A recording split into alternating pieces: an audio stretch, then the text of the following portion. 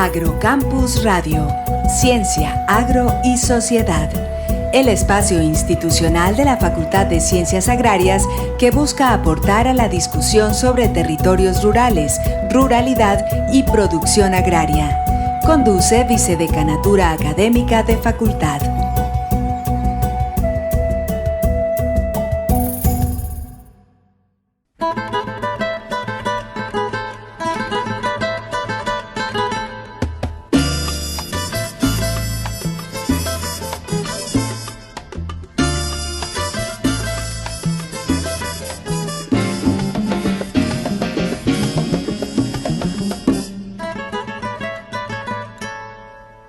Y allá arriba se ve un río, también se ve un platanal. Y allá arriba se ve un río, también se ve un platanal. Se divisa un cafetal y más arriba un bohío. Se divisa un cafetal y más arriba un bohío. Buenas noches, gracias por acompañarnos. Damos continuidad al programa en Agrocampus Radio que iniciamos hace 8 días con el tema de la Ley 1876 del 29 de diciembre de 2017, que es la Ley de Innovación Agropecuaria, pero cuyo contenido se refiere es a la extensión agropecuaria de acompañamiento a los agricultores en sus actividades productivas. Hay que anotar que hasta principios de los años 90, es decir, hasta cuando se establece toda la apertura económica, la asistencia técnica o extensión agropecuaria, ya hemos venido diferenciando esos dos términos, pero hasta principios de los 90 era obligatorio por parte del Estado brindar pues la asistencia técnica. Luego es quitada como obligatorio y a cada agricultor, cada empresario, tendría que ver si contrataba un agrónomo, un zootecnista, un veterinario, etcétera, para que lo asistiera técnicamente en su producción. Eso ha sido señalado como un error porque gran parte del disparo de la aplicación de agroquímicos de manera irracional precisamente es por la falta de asistencia técnica. Y también se ha visto pues que el desarrollo de la producción ha estado limitada por falta de una adecuada asistencia técnica. Como producto de los acuerdos de cese al conflicto, se vio la necesidad de volver a implementar de manera obligatoria la asistencia técnica o la extensión agropecuaria y se establece entonces la ley del 2017 y luego el año pasado el artículo reglamentario de la misma. Nos ha estado acompañando el profesor Holmes Rodríguez Espinosa de la Universidad de Antioquia, que ha hecho sus posgrados a nivel de maestría y doctorado en este tema y veníamos conversando con él sobre esta ley. Y quedamos en que la asistencia técnica no es algo suelto, sino que debería integrarse en un sistema conformado por la investigación, la extensión agropecuaria y el nivel de formación, o sea, el papel de las universidades. Para poder tener un extensionista, conversábamos que el primer investigador de campo para saber las realidades y lo que necesita el agricultor o la agricultura y por lo tanto llevar la información a los investigadores de qué es lo que se debe investigar. Y decíamos también entonces que dentro de ese sistema la formación es muy importante. Uno diría, profesor Holmes, para retomar el tema, ¿cómo piensa uno que debe ser un extensionista? ¿Cuáles serían sus atributos y características? Porque yo creo que la formación es muy importante y el papel que tiene la universidad. En algún ejercicio que venimos haciendo aquí en nuestra facultad, hemos pensado que un extensionista, un asistente técnico, debe tener un enfoque, en palabras modernas, un enfoque holístico, un enfoque sistémico que le permita captar la realidad de los agricultores, porque los agricultores no son solo un cultivo, sino que administran una finca, están localizados en una vereda y pueden que estén en una cuenca o en un territorio específico. Y el agricultor se relaciona con todos esos niveles, con su parcela, con su finca, con su vereda, con la región. Y su producción depende de cómo se mueve a través de esos niveles territoriales. Entonces, si tenemos un asistente técnico que solo se ocupa del cultivo, pues su desempeño va a ser muy limitado. También hablábamos que una característica que debería tener el asistente técnico, el extensionista, es ser abierto a que hay muchas formas de producción, muchas tecnologías, y no restringirse a una sola tecnología, que hay un solo manejo de plagas o de enfermedades, que hay una sola manera de aumentar la producción con aplicación de fertilizantes de síntesis químico. No, hay muchas maneras de hacer eso y hay que tener como esa capacidad de comprender lo que está pasando en las regiones, de cómo los agricultores manejan sus cultivos con muchas estrategias productivas que ellos tienen. También es muy importante que tengan las competencias de trabajar con las comunidades. Hay una larga lista de metodologías como investigación, acción participativa para interactuar y trabajar en lo que podría decirse un encuentro de saberes. Y también tener fortalezas técnicas, prácticas de manejo y tecnologías para mejorar los procesos de manera sostenible. Entonces, en síntesis, un enfoque sistémico y territorial, enfoque sistémico para poder integrar muchas dimensiones que conciernen a la producción, al agro, al agricultor, tener una formación en metodologías de trabajar con las comunidades y también ese enfoque sistémico para entender que hay muchas estrategias de producción y no una. Entonces ahí las universidades tienen un gran papel que hacer, ¿no? Profe, bueno, buenas noches para usted, toda su audiencia. Muchas gracias nuevamente por invitarme al programa Agrocampus y bueno, entremos en materia. Yo creo que, como lo mencionamos en el programa anterior, uno de los aciertos de la Ley de Innovación Agropecuaria es incluir el componente de formación. Porque hoy estamos viendo en el campo que tenemos unos profesionales excelentes, pero que recibieron, como seguramente la recibió usted, la recibí yo, una formación muy técnica, con muy pocas asignaturas en la parte social, en la parte de extensionismo y demás. Y es una tarea que hoy es sumamente importante por lo que usted pues acaba de mencionar con total claridad. Más allá del conocimiento técnico que es fundamental en el profesional, se requiere esas habilidades, por denominarlas de alguna manera, comunitarias, que él sea capaz de llegar a un diálogo de saberes entre el conocimiento tradicional del productor o del campesino y el que él adquiere en la universidad, porque de otra manera es difícil, si no es a través del diálogo, que se puedan generar procesos de innovación. En el esquema tradicional, y uno ve experiencias por todos lados, los productores reciben de las entidades públicas, de los gremios, cantidad de información, cantidad de opciones tecnológicas, pero cuando usted va a mirar allá en la finca o en el sistema de producción, cuántas está adoptando, se da cuenta que son muy poquitas. Y la razón fundamental es porque no hay un diálogo que le permita al productor, a partir de lo que ya tiene y de su propia experiencia, incorporar esas innovaciones a su sistema de producción y finalmente se convierte en un tema en que el productor reconoce que hay cosas que pueden funcionar y que las ha probado en la finca y que funcionan, pero no las adopta porque no hay un proceso allí como de sensibilización para que él finalmente haga un cambio en su sistema tradicional y adopte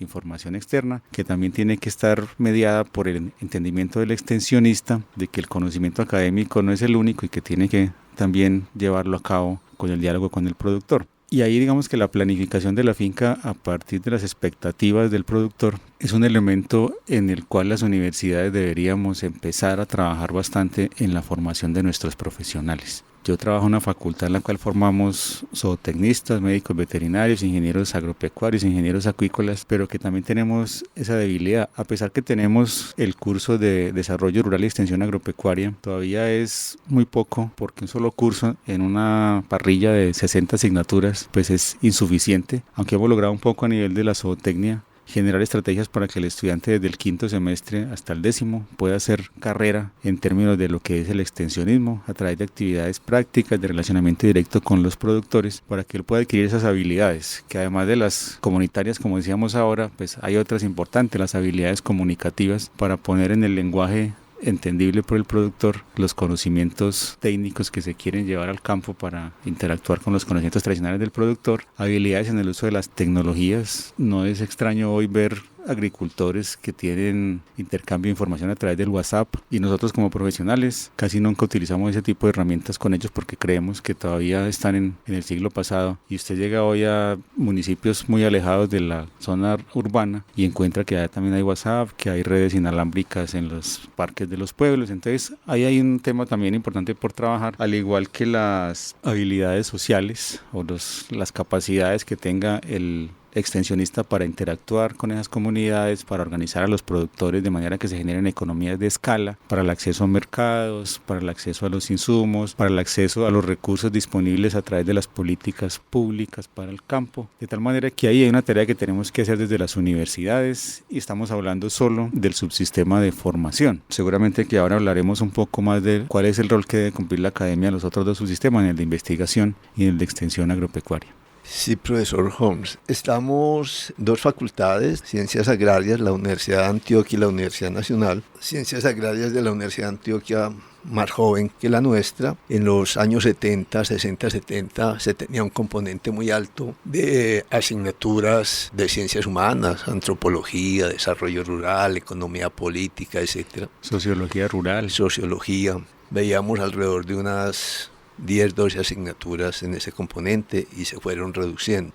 No sé cómo ve usted la situación en la Antioquia. Nosotros también tenemos solo una asignatura de desarrollo rural. No sé cómo ve usted la situación. Digamos que esa es una de las discusiones que tenemos constantemente en la red de extensión rural. Y yo creo que es una tarea que está muy influenciada por profesores que creemos en el asunto y que a través de, digamos, el convencer a nuestros pares académicos en cada facultad para que se generen cambios curriculares, pues es la vía que yo encuentro hoy más viable. Algunos han planteado en los espacios de discusión que debería existir una directriz desde el Ministerio de Educación, en alianza con el Ministerio de Agricultura, para que en los currículos se incorpore la formación en extensión. Pues yo creo que es una vía menos práctica que la vía de que quienes estamos trabajando en estos temas, quienes estamos teniendo relación directa con los agricultores y conocemos cuáles son las necesidades del entorno, pues empecemos a permear en esos currículos ese tipo de formación. Puede ser a través de materias selectivas o a través de asignaturas como la agroecología o los sistemas sostenibles de producción, que empezamos a meter ese componente de extensionismo, de llevar a nuestros estudiantes al campo para que conozcan cuál es la realidad, o a través de prácticas profesionales en los municipios. Y aquí me acuerdo de una experiencia muy interesante de la Universidad del Tolima, que logró que la Asamblea Departamental financiara las prácticas de los estudiantes que se están yendo a los municipios más necesitados a acompañar la labor que hacen en acompañamiento técnico. Eso es una ganancia para cada municipio, para la universidad que está haciendo una presencia en el territorio, pero también para los estudiantes porque adquieren habilidades en el ejercicio de la actividad de extensionismo que seguramente va a ser de mucha utilidad cuando se gradúen. Entonces hay formas de hacerlo. Yo creo que ahí el rol que tenemos como profesores universitarios es sumamente importante para lograr que se generen cambios al interior de las universidades. Sí, es importante. Yo creo que hay una pregunta que se debería plantear las facultades y los profesores, nuestros pares, nuestros compañeros. La extensión agropecuaria o la asistencia técnica, yo digo los dos porque es que son nombres muy comunes, pero cargados de mucho significado, que en otro programa hablaremos, ¿cierto? Lo que fue Paul Freire o la escuela de IAP, etcétera, atraviesa todo este tema. Pero bueno, la pregunta que yo creo es, ¿esto de la extensión agropecuaria, asistencia técnica, etcétera, es importante o no para el país? Si es importante, entonces, como dice usted, habrá que darle un espacio y un campo en los currículos y representado en convocatorias para profesores, aumentar la materia. Si no es importante,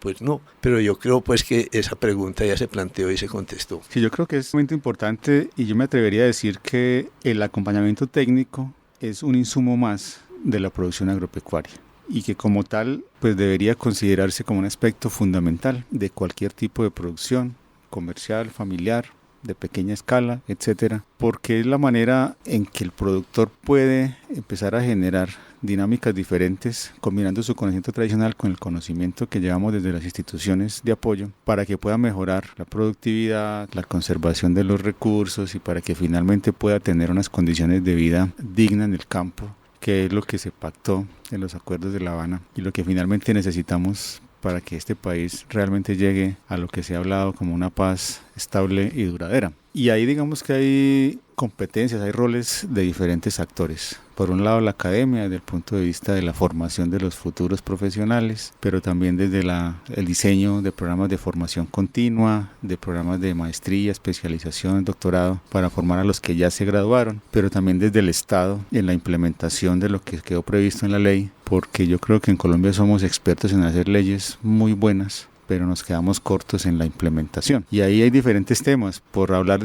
solo de algunos, el tema de los planes departamentales de extensión agropecuaria, que es un tema que también está hoy en discusión. Y habrá que mirar cómo se articula el Ministerio de Agricultura con la Secretaría de Agricultura y finalmente con los municipios para que todo lo que está escrito en la ley finalmente se dé y que en últimas sea el productor agropecuario, el pequeño productor en particular, el principal beneficiario de todo el Sistema Nacional de Innovación Agropecuaria, porque ese era el más necesitado. Las universidades venimos trabajando y hemos pasado pues por diferentes esquemas, diferentes tipos de asistencia técnica, de extensión agropecuaria, diferentes leyes, y seguiremos trabajando de acuerdo con lo que exista, pero los productores hoy tienen una necesidad de poder mejorar sus niveles de vida a través del mejoramiento de las condiciones de la producción agropecuaria, y aquí hay una herramienta importante que es el Sistema Nacional de Innovación, pero bien implementado. Y ahí digamos que podríamos empatar diciendo que el rol de la academia también debe estar. Tenemos un representante en el Consejo Nacional, el Consejo Superior del SNIA, que deberá cumplir un rol importante.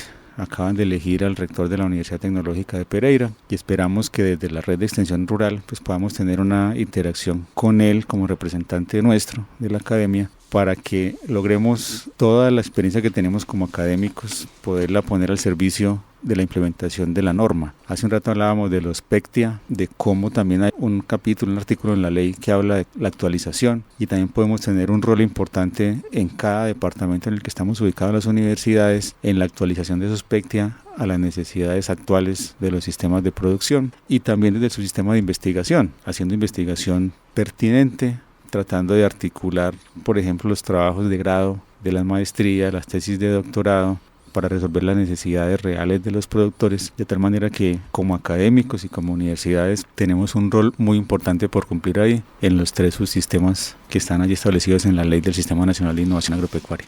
Pero todo está vacío, solo se escucha el ladrar.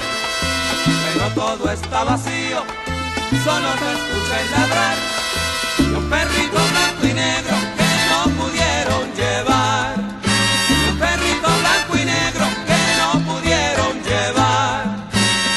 Se marcharon los Rodríguez, no se sabe para dónde. Dejaron su terruñito, se fueron del monte. Se marcharon los Rodríguez, no se sabe para dónde. Dejaron su terruñito, se fueron del monte. Ay, qué pena me dio cuando los Rodríguez se fueron. Ay, qué pena me dio cuando los Rodríguez se fueron.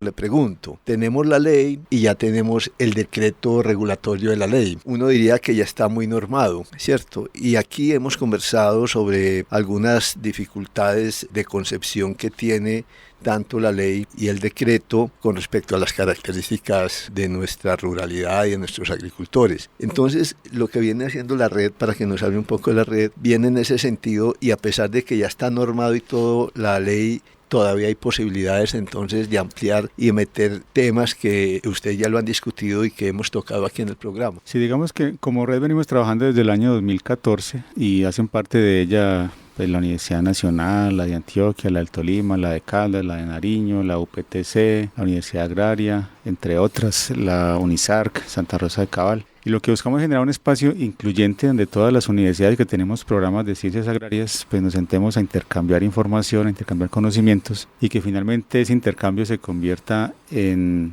propuestas a la institucionalidad pública para ese tipo de cosas, normas, etcétera, que mejoren la prestación del servicio de extensión agropecuaria en Colombia. A raíz del trabajo que hemos venido haciendo, tuvimos una participación en un evento organizado por la Universidad Nacional en Bogotá, por el profesor Eliodoro Argüello, en la cual se le planteaba a los congresistas algunas necesidades que deberían estar incluidas en ese Sistema Nacional de Innovación, en la nueva ley. Y por esa razón fuimos invitados luego a exponer nuestra posición como red, como académicos, en la Comisión Quinta Conjunta de Cámara y Senado, donde se estaba discutiendo para la aprobación de la ley. Una de las cosas que logramos, que no estaba prevista era la participación de las universidades y en el Consejo Superior del SNIA. Lo logramos y ahí pues ya tendremos un representante que velaremos para que lleve nuestra posición a ese consejo. Y aunque la ley fue reglamentada en uno de sus artículos, el artículo 46, hay otras cosas que están por reglamentarse. Y es una labor que tiene el Consejo Superior del SNIA de empezar a pensar y a reglamentar otros aspectos, porque la ley, como le decía hace un rato, quedó,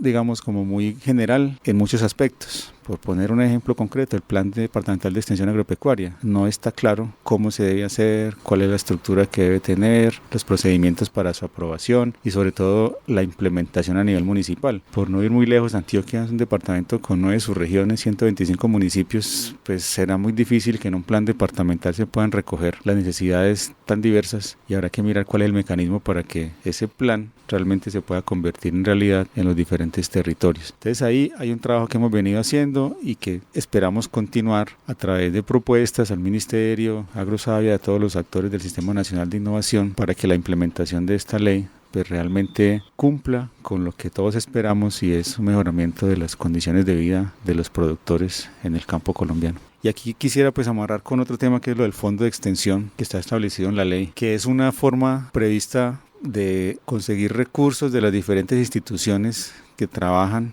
por la extensión agropecuaria, pero que también lo veo yo como otro punto en el cual habrá que esclarecer cómo se va a llevar a cabo, porque en la ley anterior también estaba previsto un fondo de asistencia técnica que nunca funcionó. En un estudio que hicimos en Antioquia en los 125 municipios encontramos que ninguno llegó a consolidar un fondo que se nutría con recursos del municipio o por el pago que hacían los productores para la prestación del servicio. Y también es difícil el tema de que los productores paguen por un servicio de extensión a un municipio cuando están acostumbrados históricamente a que el servicio es gratis y que cuando tienen que pagarlo pues prefieren llamar al particular que es experto en café o experto en plátano o experto en ganadería que llamar a un técnico que es, digamos, más generalista y que atiende necesidades más amplias, porque seguramente cuando va a pagar es porque tiene una necesidad muy puntual y prefiere pagarle al experto técnico. Entonces hay un tema con el fondo que aunque uno diría, no, muy bueno porque hay un fondo, entonces el servicio va a estar respaldado. Yo creo que la constitución de ese fondo va a ser también un tema complejo, porque aunque está previsto el fondo, lo de la concurrencia de recursos finalmente se vuelve un tema más de la voluntad de las diferentes instituciones estatales que una realidad, porque no dicen Agrosavia o el Departamento de Planeación o el Ministerio van a poner tanto, sino que dice que ahí van a concurrir los diferentes fondos y no es claro cómo va a suceder. Entonces ahí hay un tema que también es complejo. Como le digo, aquí yo creo que hay más incertidumbres que claridades, pero en la medida en que empiezan a funcionar los mecanismos como el Consejo Superior del SNIA y demás, pues empezarán a generar esas claridades que hacen falta para la implementación, que como le digo, pues no la veo tan fácil, pero tampoco creo que sea una tarea imposible. Sí, y pues el trabajo que puede hacer la Red Nacional de Extensionistas, ¿cierto? Que es muy importante. Hemos llegado al final de un tema apasionante e importante porque se trata de cómo se produce la comida, quién la produce y cómo la producimos mejor y de la vida de las comunidades y de los agricultores en el campo. Me queda una última inquietud. Usted ha estudiado más estos temas más a fondo que yo los he leído y todo, pero usted está concentrado completamente en ellos. Puede ser que yo no lo vi, que en la ley o en el decreto esté lo siguiente. Debido a esa falta de extensión por parte del Estado,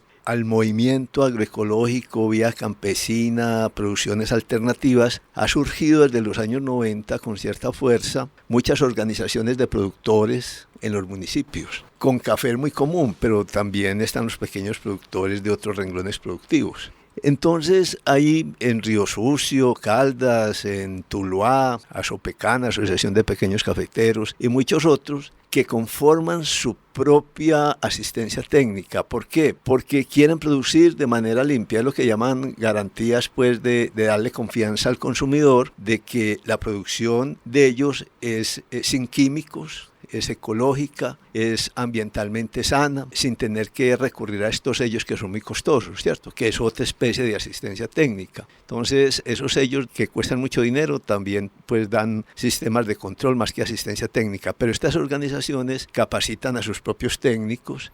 Así federaciones de asistencia técnica no la aprovechan parcialmente porque como no demandan los insumos de urea, etcétera, entonces no apelan mucho a asistencia técnica. Entonces ellos han conformado redes, entre ellos de asistencia técnica, ¿cierto? No vi en el decreto, pues ni en la ley, si pueden acoger, potenciar algo que ya está hecho y fomentar ese tipo de asistencia técnica desarrollada en las mismas comunidades con capacitación técnica muy fuerte en este proceso agroecológico. Entonces no vi como que eso estuviera contemplado ahí, que sería muy interesante.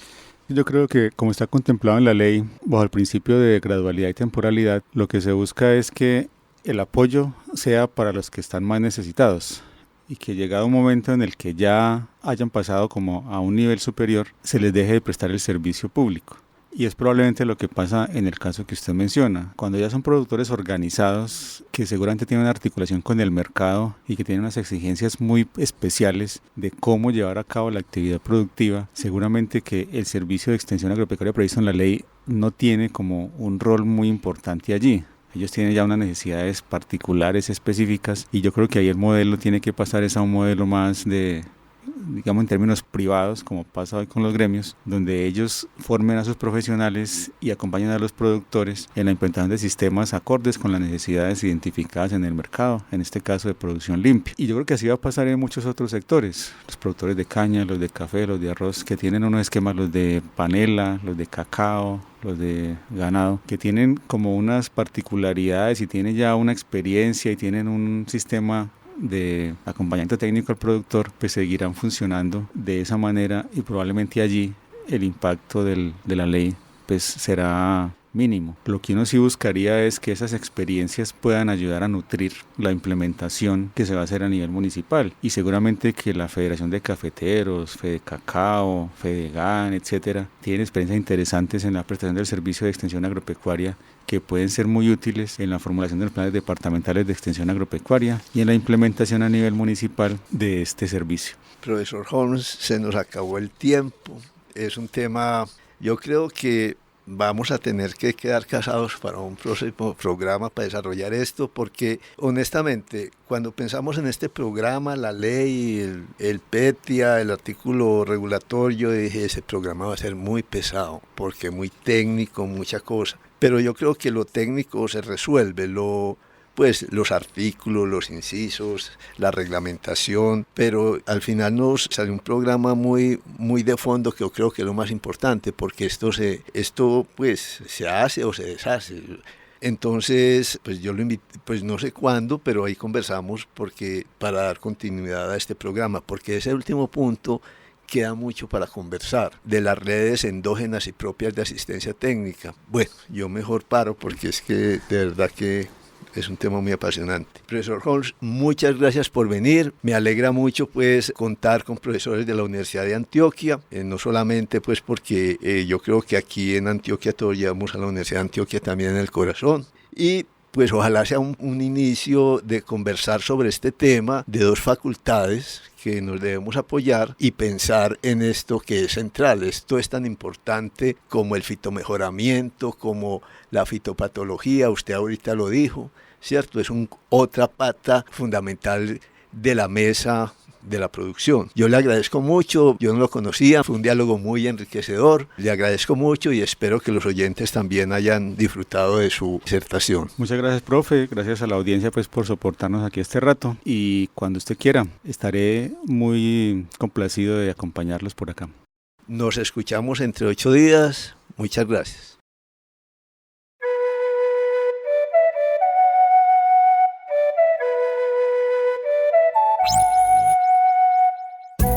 Agrocampus Radio, Ciencia, Agro y Sociedad. El espacio institucional de la Facultad de Ciencias Agrarias que busca aportar a la discusión sobre territorios rurales, ruralidad y producción agraria. Conduce Vicedecanatura Académica de Facultad.